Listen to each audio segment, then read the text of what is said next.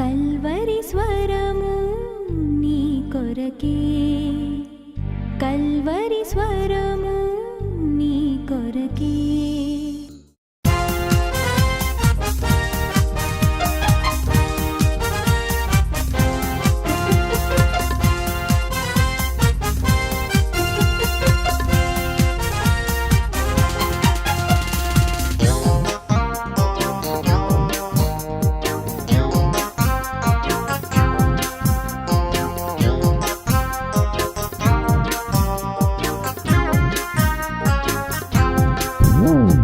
పరిశుద్ధుడు పరిశుద్ధుడు రాజుల రాజు యేసు, బలవంతుడు బలమిచ్చును ప్రభువుల ప్రభువు క్రీస్తు.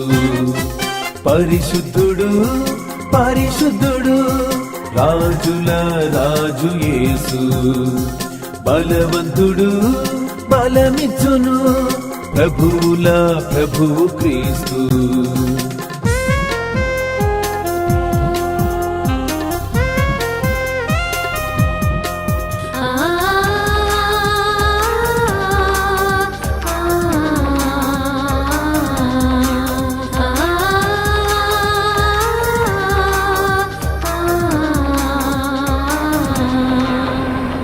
గాఢాంధకారపు లోయలలో నేను సంచరించినను, అగాధ జల ప్రవాహములో నేను సాగవలసినను. గాఢాంధకారపు లోయలలో నేను సంచరించినను, అగాధ జల ప్రవాహములో నేను సాగవలసినను. ఎన్నటికీ భయపడను నీవు తోడుండగా, ఎన్నటికీ వెనుదిరుగను నా యందు నీవుండగా.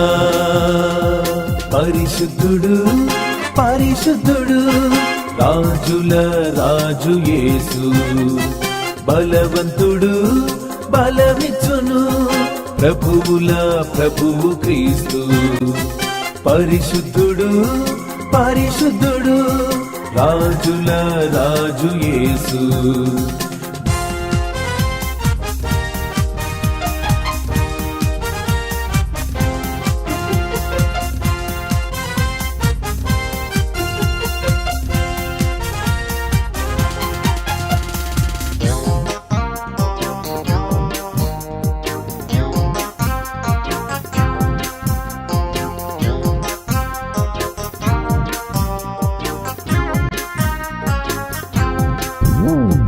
నశించు ఆత్మల రక్షణకై నే ప్రయాస పడుదును, కష్టములెన్నొచ్చినా కృంగిపోకుందును. నశించు ఆత్మల రక్షణకై నే ప్రయాస పడుదును, కష్టములెన్నొచ్చినా కృంగిపోకుందును. ఎన్నటికీ వెనుదిరుగను అండని ఉండగా, ఎన్నటికీ ఓడిపోను జయశాలిని ఉండగా. పరిశుద్ధుడు పరిశుద్ధుడు రాజుల రాజు యేసు, బలవంతుడు బలమిచ్చును ప్రభువుల ప్రభువు క్రీస్తు. పరిశుద్ధుడు పరిశుద్ధుడు రాజుల రాజు యేసు. మీకు బాగా తెలుసు పాములు పట్టేవాడి సంగతి. ఎప్పుడైనా ఎక్కడైనా ఒక పాము కనిపిస్తే ఆ పాము పొదల్లోకో లేకపోతే మీ ఇంటిలో ఏదో మూలకో లేక దేంట్లోకో దూరినట్లయితే, తోక మాత్రమే కనిపిస్తూ ఉన్నట్లయితే ఆ పాము తోక చూసి అమ్మో పాము అని చెప్పి భయపడిపోయి, ఆ ఊరిలో ఒకవేళ పాములు పట్టేవాడు ఉంటే వాడిని మీరు పిలిపిస్తారు. ఆ పాములు పట్టేవాడు వచ్చిన తర్వాత అప్పటి వరకు బుసలగొడుతూ ఉంటుంది. ఏమిటండి? పాము. అప్పటి వరకు బుసలగొడుతూ ఉంటుంది. ఆ బుసల యొక్క శబ్దానికి, ఆ బుసలగొట్టే పామును చూసినప్పుడు మీరు బెంబేలెత్తిపోయి భయపడిపోయి తల్లడిల్లిపోతూ ఉంటారు. ఇలా బుసలగొట్టే పాము దగ్గరకు పాములోడు వస్తాడు. అలా వచ్చినప్పుడు వాడి దగ్గర ఒక వనమూలికో లేకపోతే ఒక వేరో ఉంటుంది. ఆ బుసలగొడుతూ ఉండే పాము దగ్గరకు ఆ వనమూలికను తీసుకొచ్చి ఇళ్ళ అంటాడు. అవునండి? ఇలా చూపిస్తూ ఉంటాడు. ఇలా చూపిస్తూ ఉంటే బుసలగొడుతూ ఉన్న పాము దాని ముందు ఆ వేరు కానీ వనమూలిక కానీ చూపిస్తూ ఉంటే బుసలగొట్టే పాము కాస్త ఏమైంది? నెమ్మదిగా అయిపోయింది. ఇలా వాక్యం విన్నప్పుడు నువ్వు కూడా బుసలగొడతావు. అవునా? ఏమైనా సరే పరిశుద్ధంగా జీవించాలి, ఏమైనా సరే ప్రభువు కోసం జీవించాలి, ఏమైనా సరే చచ్చిపోయేంత వరకు శిలువ సైనికుడిగా జీవించాలి. బుసలు కొడతా ఉంటావు. కారణం ఏమిటయా అంటే మంచి వాక్యం విన్నావు, కాస్త ఉజ్జీవింపబడ్డావు, టీవీలో ఒక మంచి వర్తమానం విన్నావు. ఆ రోజు నువ్వు ఏమైనా సరే ప్రభువు కోసమే జీవించాలి ఆ నిర్ణయం తీసుకుని ఊగుతా బుసలు కొడతా ఉంటావు. ఈ లోపల సైతాను గాడికి బాగా తెలుసు నీ బుసలను ఎలా అని చెయ్యాలో. వాడికి బాగా తెలుసు నువ్వు ప్రభు కోసం జీవించాలి, పరిశుద్ధంగా జీవించాలి, రోషంగా జీవించాలి, శోధనలను సహించాలి. ఊగుతా ఉన్నప్పుడు వాడు ఏ పాపానికైతే నువ్వు లొంగిపోతావో, ఏ పాపాన్ని నీ ముందు పెడితే వంగిపోతావో దాన్ని తీసుకొచ్చి నీ ముందు ఇళ్ళ పెడతాడు. ఎప్పుడైతే నువ్వు ఏ పాపానికైతే లొంగిపోతావో ఆ పాపాన్ని నీ ముందు పెట్టేసరికి అప్పుడు దాకా బుసలగొట్టే నువ్వేమవుతావు? ప్రభు కోసం జీవిస్తాను. ప్రభువా, తప్పైపోయింది నాయన, పొరపాటు జరిగిపోయింది ప్రభువా, మళ్ళీ పడిపోయానయ్యా, మళ్ళీ వంగిపోయానయ్యా, మళ్ళీ లొంగిపోయానయ్యా. కాదా? ఒక వారం బుసలు కొడుతున్నావు, ఒక 3-4 days బుసలు కొడుతున్నావు, మరలా వంగిపోతున్నావు. ఒక 10 days పట్టుమని ఒక 10 రోజులు రోషంగా జీవించాలి, పరిశుద్ధంగా జీవించాలి, ఊగిపోతున్నావు. సైతాను గాడు ఏదేది తీసుకురావాలో దాన్ని తీసుకొచ్చి నీ ముందు పెట్టినప్పుడు నువ్వు వంగిపోవడం లేదా, లొంగిపోవడం లేదా? పైకేమో భక్తిపరుడివి, పైకేమో గొప్ప సేవకుడివి, పైకేమో పెద్ద సంఘం కలవాడివి, పైకేమో చాలా పవిత్రుడివి. నీకొక్కడికే తెలుసు నా ప్రియ సహోదరుడా, ఏ పాపాన్ని సైతాను గాడు నీ ముందు వేస్తే లొంగిపోతావో వంగిపోతావో నీకు తెలుసు, సైతానుకు తెలుసు. ఒక ప్రశ్న నన్ను వేయనివ్వండి, ఏ పాపానికి నువ్వు లొంగిపోతున్నావు? ఏ పాపానికి నువ్వు వంగిపోతున్నావు? ఏ పాపాన్ని సైతాను గాడు కాస్త నీ ముందు చూపిస్తే నువ్వు దానికి బలైపోతున్నావు? నీకొక్కడికే తెలుసు, నీకొక్కదానికే తెలుసు. ఎంతకాలం ఇలా వంగిపోతావు? ఎంతకాలం పాపానికి లొంగిపోతావు? ఎంతకాలం దేవుని కోసం రోషంగా జీవించవలసిన నీవు మాటిమాటికి వంగిపోయేవాడిగా నువ్వు ఉంటావు. గత 10 సంవత్సరాలుగా ఇలాగే వంగిపోతున్నావు.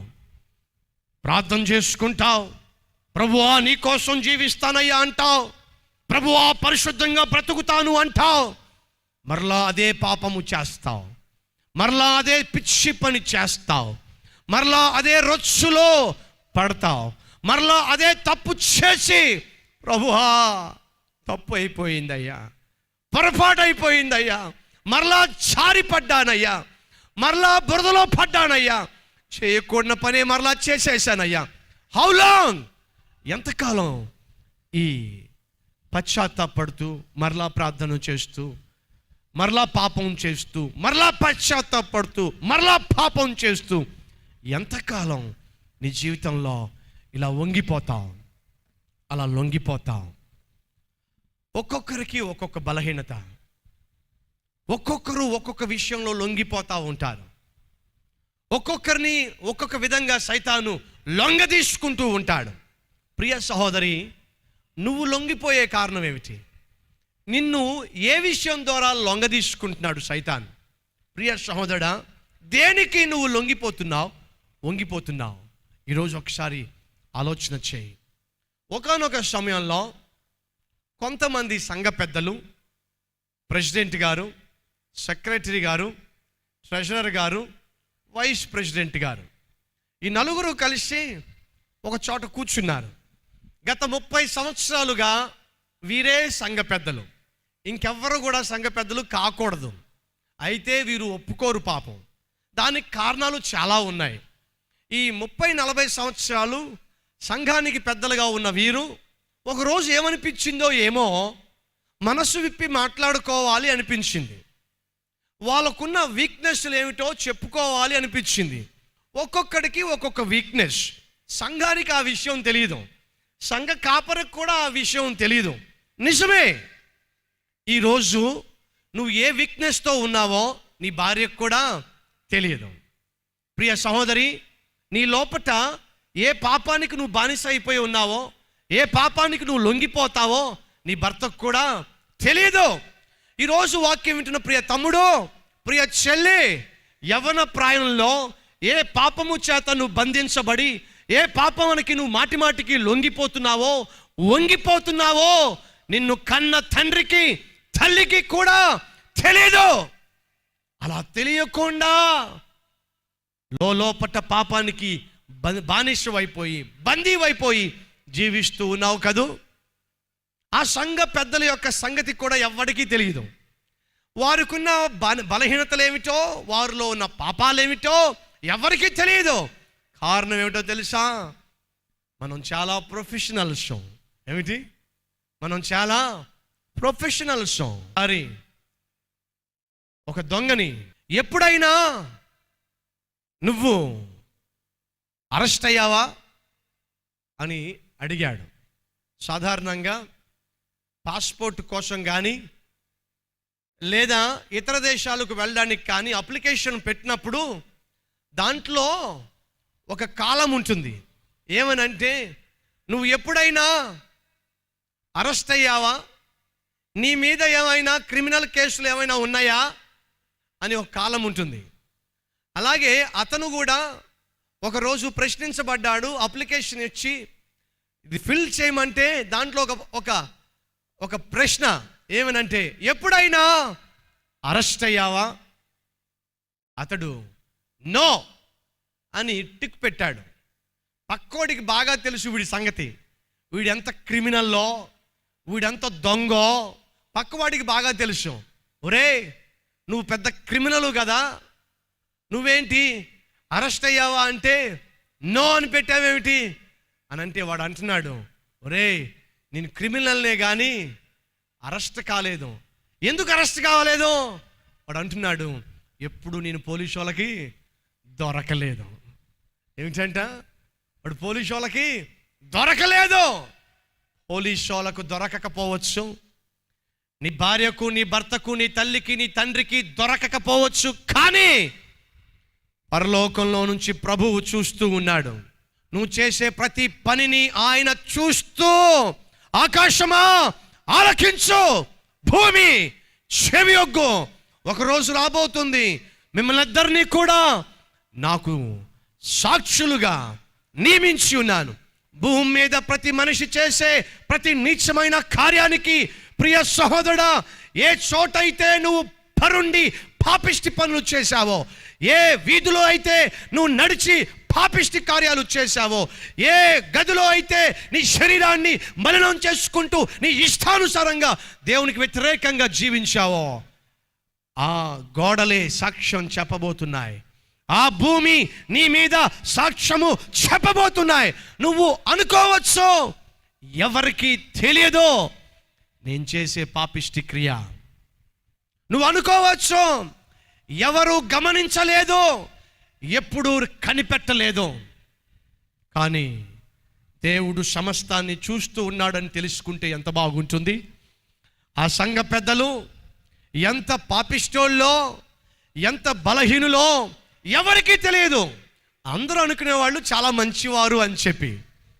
ఒకరోజు ఆ నలుగురు కలిసి, ఎంతో కాలంగా మనం కలిసి ఉంటున్నాం, ఒకరి తప్పులు ఒకరికి చెప్పుకుంటే బాగుంటుంది, ఒకరి వీక్నెస్లు ఒకరికి చెప్పుకుంటే బాగుంటుంది అని ప్రెసిడెంట్ మొదలుపెట్టాడు. అసలు విషయం ఏమని తెలుసా? ఇదిగో 30 సంవత్సరాలుగా నేను ప్రెసిడెంట్గా ఉన్నాను, కానీ అసలు విషయం మీకు తెలుసా అన్నాడు. ఏమిటి అసలు విషయం? ఏమిటి నీకున్న వీక్నెస్ అంటే, మీరందరూ అనుకుంటున్నారు నాకొక్కతే భార్య అని చెప్పి, మీకు అసలు విషయం తెలీదు. ఇక్కడ ఉన్నది అసలు భార్యే, కానీ ఉద్యోగం చేసే చోట మాత్రం రెండో భార్య కూడా ఉంది. పక్కన ఉన్న ముగ్గురు, ఏమిటి నీకు రెండో భార్య ఉందా అంటే, అతను అంటున్నాడు, ఈ విషయం ఇప్పటి వరకు నా భార్యకు కూడా తెలియదు, మీకు కూడా తెలియదు. ఓరి ఓరి ఓరి ఓరి ఎంతకాలం నుంచి ఉంది? 15 సంవత్సరాల నుంచి. ఆశ్చర్యపోయారు మిగిలిన వాడు. 15 సంవత్సరాల నుంచి నువ్వు 2 సెటప్లు పెట్టి ఎవరికి తెలియకుండా మేనేజ్ చేస్తున్నావు అంటే నువ్వు సామాన్యుడివి కాదు. మరి సెక్రటరీ, నీ సంగతి ఏమిటి? అప్పుడు సెక్రటరీ మొదలు పెట్టాడు, ఆయన చేసే పాపిష్టి పనులు ఏమిటో అంటున్నాడు. ఇదిగో పోయిన 3 నెలల క్రితము నా కూతురు పెళ్లి చేశా కదా. అవును, పెళ్లి చేశావు. దాని డబ్బు ఎక్కడిదో తెలుసా? అవును, ఎక్కడిది? చాలా ఘనంగా పెళ్లి చేశావు. ఎక్కడిదంటారేమిటి? బ్యాంక్లోంచే కొట్టేశా. ఏ బ్యాంక్లో నుంచి? మన చర్చి బ్యాంక్లో నుంచే, మన చర్చి డబ్బులో నుంచే కొంత కొట్టి నా కూతురు పెళ్లి చేసేసా. ఓరి సెక్రటరీయా, నువ్వు దేవుని సొమ్మును మాకు కూడా తెలియకుండా కొట్టావంటే నువ్వు సామాన్యుడివి కాదు. ఈ లోపల ట్రెషరర్ వచ్చాడు. మరి నీ సంగతి ఏమిటి? సెక్రటరీ అసలు విషయం బయట పెట్టిన తర్వాత నాకు ధైర్యం వచ్చింది. ఏమిటి నీ ధైర్యం? మొన్న నేను కట్టుకున్న 2nd ఫ్లోరు మన చర్చి సొమ్ముతోనే కట్టాను. ఏమిటంట? ఆయన వేసుకున్న 2వ అంతస్తు మేడ చర్చి సొమ్ముతోనే కట్టేశాడంట. ఈ విషయం ఎవరికి తెలియదంట. సంఘాన్ని దోచుకుంటూ, సంఘంలో పరిశుద్ధులు వేసే త్యాగపూరితమైన కానుకలను దోచుకుంటూ దర్జాగా తిరిగే వారిని ఈ లోకంలో ఎంతమందిని మనం చూడడం లేదో. ప్రియ సహోదరా, బహు జాగ్రత్త. సంఘంతో కానీ, సంఘం యొక్క సొమ్ముతో కానీ ఎవరైనా ఆటలు ఆడినట్లయితే దేవుడు చూస్తూ చూస్తూ ఊరుకోడు. అది పవిత్రమైన దేవుని సొమ్ము. అననీయ సిప్పోరాని జ్ఞాపకం పెట్టుకోండి. వాళ్ళు ఇస్తాను అన్న సొమ్మే ఇవ్వడానికి వెనుకంజ వేసి సగం దాచిపెడితే వారు చచ్చారు. అటువంటిది ఎవరో ఇచ్చిన సొమ్ము, పేదలు ఇచ్చిన సొమ్ము, త్యాగముతో దేవుని సన్నిధికి తీసుకొచ్చిన 10వ భాగాలను అక్రమముగా సొంతం చేసుకొని బిల్డింగ్స్ కట్టేవారు, సొంత విషయాలకు డబ్బును ఖర్చు పెట్టేవారు శాపగ్రస్తులు. వారు హఠాత్తుగా నాశనాన్ని కొందెచ్చుకుంటారు అని మాత్రము మర్చిపోమాకండి. 4వ వ్యక్తి వైస్ ప్రెసిడెంట్. మరి నీకున్న బలహీనత ఏమిట్రా అని అంటే, వాడు ఒక్కసారిగా లేచి అమ్మో అమ్మో తట్టుకోలేకపోతున్నాను అంటున్నాడు. ఏమిట్రా తట్టుకోలేదంటే, నాకు ఒక వీక్నెస్ ఉంది. ఆ వీక్నెస్ ఏమిటయ్యా అంటే, ఎవడి గురించి అయినా నాకు చెడుగా తెలిస్తే 10 మందికి చెప్పకుండా నేను ఉండలేను. ఇంత గొప్ప సత్యాలు తెలిసిన తర్వాత ఇక్కడలా ఉండగలను అని చెప్పి పరుగున వాడు బయటికి వెళ్ళాడు. ఏమిటంట? 10 మందికి చెప్పడానికంట. ఆ వైస్ ప్రెసిడెంట్ని పట్టుకోవడానికి 3 కూడా పడి వాడి కాళ్ళ ఎల్లా పడి, బాబో నీకు కూడా వాటా ఇస్తావురా, దయచేసి నువ్వు వెళ్ళి ఎవడికి చెప్పమాకురా. ఒకడిని మించిన ఒకడికి వీక్నెసెస్. ప్రియ సహోదరా, వీక్నెస్ కలిగి ఉన్నావా ఈరోజు? స్త్రీ వ్యామోహము అనే వీక్నెస్ కలిగి ఉన్నావా ఈరోజు? దేవుడు సంసోన్ని ఒక గొప్ప పిలిచాడు. సంసోను పుట్టక ముందే దేవుడు నాజీరు చేయాలని చెప్పి తల్లికి చెప్పాడు. సంసోను పట్ల దేవుడు గొప్ప ప్రణాళిక కలిగి ఉన్నాడు. సంసోను యవ్వన ప్రాయంలోకి వచ్చాడు. దేవుని ఆత్మ సంసోన్ని బహుబలముగా రేపుతూ ఉన్న సమయంలో సంసోను పుట్టిన కారణం ఏమిటి? ఫిలిష్తీయులను నాశనం చేయాలి, ఫిలిష్తీయులను సంహరించాలి. దేవుని ప్రజల పక్షమున నిలిచి దేవుని ప్రజలు సుఖ సంతోషాలతో వర్ధిల్లడానికి దేవుడు సంసోన్ని ఫిలిష్తీయులను నాశనం చేయడానికి లేపితే ఒకరోజట సంసోనట గాజాకు వెళ్ళాడట. గాజాకు వెళితే అక్కడ ఒక అమ్మాయి కనిపించిందంట. అమ్మాయిని సంసోను చూశాడట. అంతే, అమ్మాయిని చూసిన వెంటనే సంసోను ప్రేమలో పడ్డాడంట. దేంట్లో? అమ్మాయిని చూశాడంట, ప్రేమలో పడిపోయాడంట. ఆ అమ్మాయి ఎవరో తెలుసా? పాపిష్టి, దేవునికి శత్రువులైన ఫిలిష్తీయుల అమ్మాయి. ఫిలిష్తీయుల అమ్మాయి ప్రేమలో పడి, ఆ ప్రేమ అనే ఊబిలో పడి ఆ రోజు నుంచి ఇంకా లేవలేదండి. సంసోను బహు బలాఢ్యుడు. భూమి మీద ఉన్న వారిలో సంసోను అంత బలాఢ్యుడు లేడు. కేవలము గాడిద దవడ ఎముక తీసుకొని 1000 మందిని చంపేశాడు. అంత శక్తి గలవాడు, బలాఢ్యుడు. కానీ అమ్మాయిని చూస్తే మాత్రం లొంగిపోతాడు, స్త్రీని చూస్తే మాత్రం వంగిపోతాడు. ఎంత దౌర్భాగ్యం అండి! బయటికి బలాఢ్యుడే, లోపల స్త్రీకి వంగిపోయే తత్వము. ప్రియ తండ్రి, నువ్వు బయటికి బలాఢ్యుడివే. ప్రియ సహోదరుడా, నువ్వు బయటికి చాలా బలాఢ్యుడివే, కానీ లోపట స్త్రీ వ్యామోహంతో రగిలిపోతూ ఉన్నావు, శరీర ఇచ్ఛలతో రగిలిపోతూ ఉన్నావు. పైకి బలాఢ్యుడవు, పైకి భక్తిపరుడవు, పైకి సేవకుడువే గాని లోపల పాపము చేత పట్టబడి, పాపము చేత లోపరచబడి వంగిపోయి ఉన్నావు. వాస్తవం కాదా? ఒకానొక సమయంలో నేను బస్సులో ప్రయాణం చేస్తూ ఉన్నాను.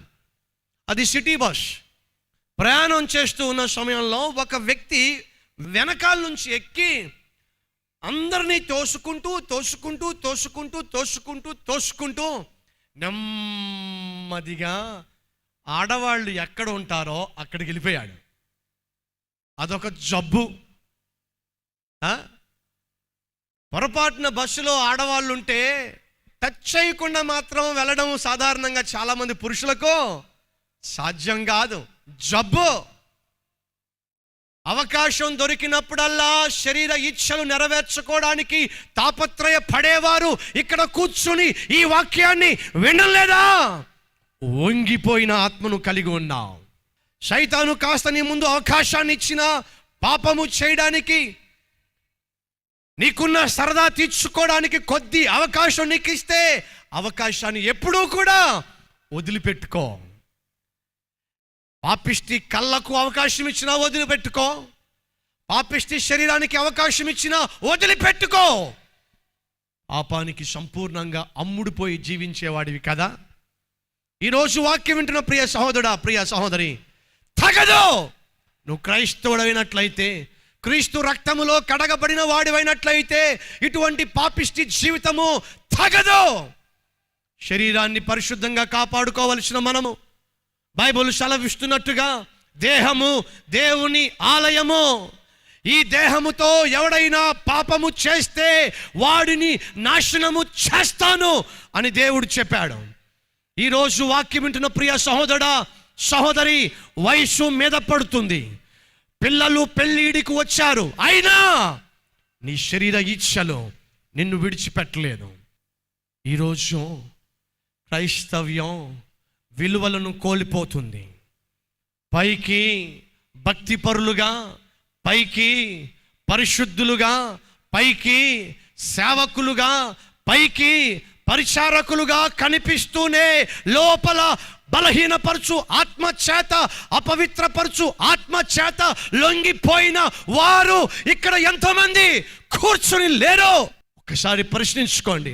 సంసోను దేవుని చేత ఏర్పరచబడిన సేవకుడు. సంసోను దేవుని యొక్క ప్రణాళికలో, దేవుని యొక్క పిలుపుతో దేవుని కోసం జీవించవలసిన వాడు. బలాఢ్యుడే, కానీ అమ్మాయిల పిచ్చి. బలాఢ్యుడే, కానీ శరీర ఇచ్ఛలో జయించలేనివాడు. ఈరోజు నీలో సంసోను లేడా? ఈరోజు నీలో శరీర ఇచ్ఛకు లోబడిపోయే మనిషి లేడా? ఒక్కసారి ఆలోచించు. ప్రియ సహోదరా, ప్రియ సహోదరి, పాపము చేత నిండిపోయిన సంసోన్ని దేవుడు అన్యులు శిక్షిస్తూ ఉంటే ఏమీ చేయలేకపోయాడే. ఈరోజు చెప్తున్నాను ప్రభువు పేరట, నువ్వు ఎవరివైనా, ఎంతటి గొప్పవాడివైనా, ఎంతటి శక్తివంతుడు అయినా, ఎంత కాలంగా సేవ చేస్తూ ఉన్నా, నీ జీవితంలో తప్పు చేస్తున్నట్లయితే, పాపము చేస్తున్నట్లయితే దేవుడు నిన్ను విడిచిపెట్టడు అని మర్చిపోవద్దు.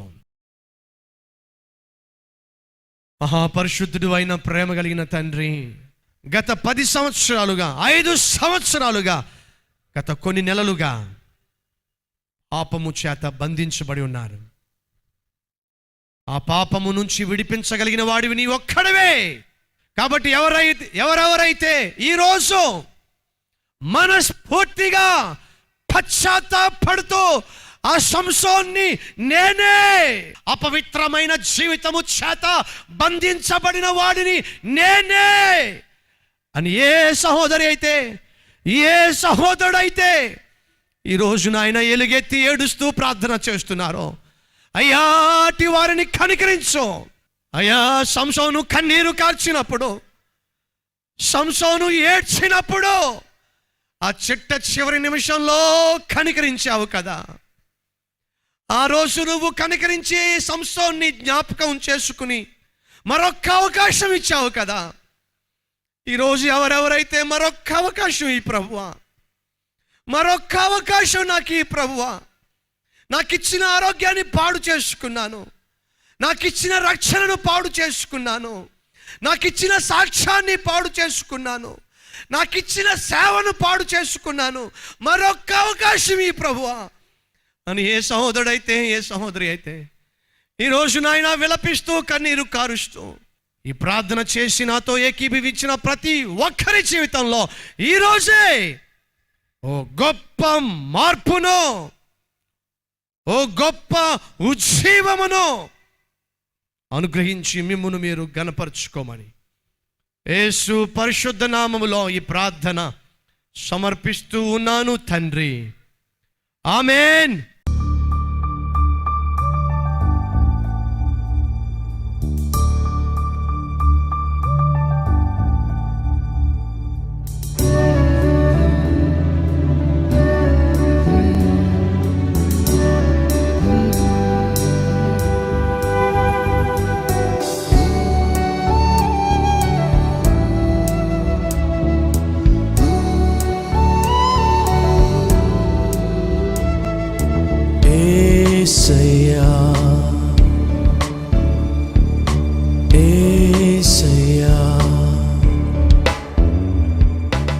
Address Calvary, Post Box number 30, Kukatpalli, Hyderabad 72.